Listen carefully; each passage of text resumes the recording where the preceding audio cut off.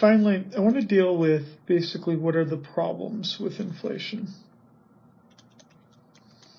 In other words, why is it so bad that prices go up?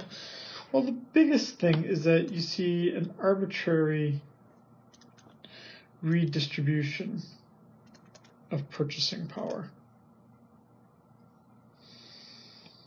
And it's arbitrary because you don't know what the inflation rate is going to be. So let me give you a way of thinking about this. For example, let's say that I earn $20 an hour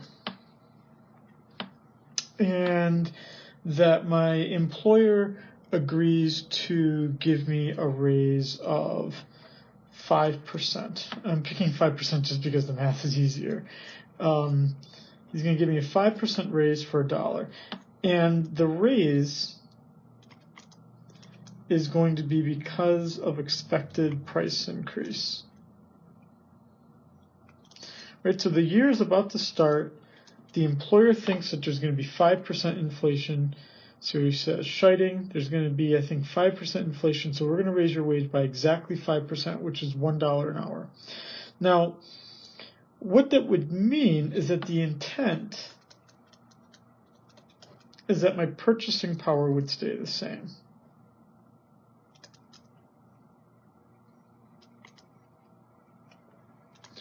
So I'm not supposed to be any richer or poorer in terms of what I can buy. Because again, even though I'm getting $1 extra an hour, it's basically going to cover the fact that prices are higher. Now, what if, in actuality,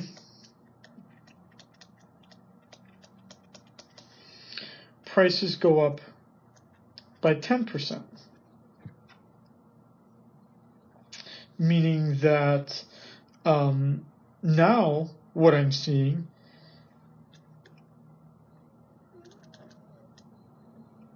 is a reduction in employee purchasing power. And the employer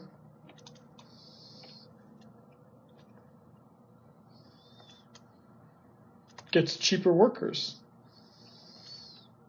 Because even though he's paying him $1 extra an hour more, prices actually went up $2, the equivalent of $2 in price.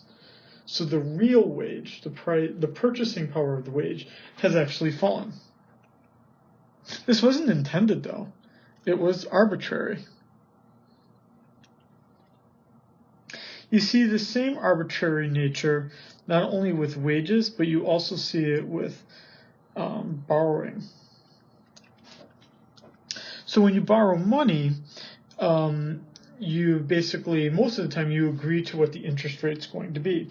And that interest rate that's agreed to is both the bank's risk of not getting paid back, but it's also reflecting the fact that the bank is getting paid back with money in the future, money that has to be more because of inflation. So if the bank expects 2% inflation,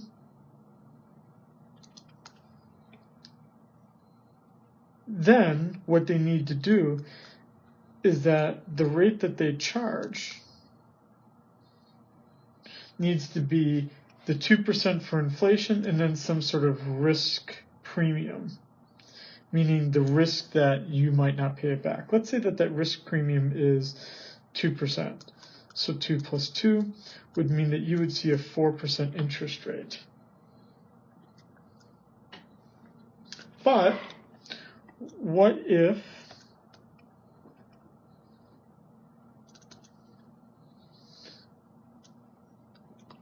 inflation was 4%?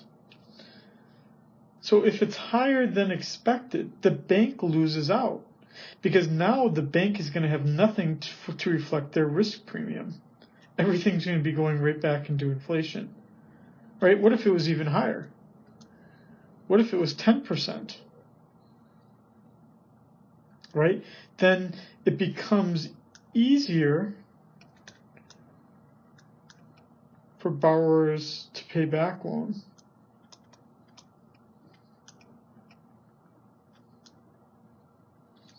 And the bank is hurt.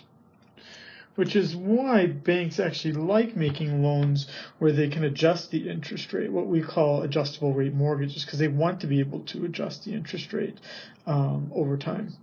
What you see in these two examples is that it's important to be able to have predictable inflation, and that this helps then with long-term planning. So predictable increases, predictable inflation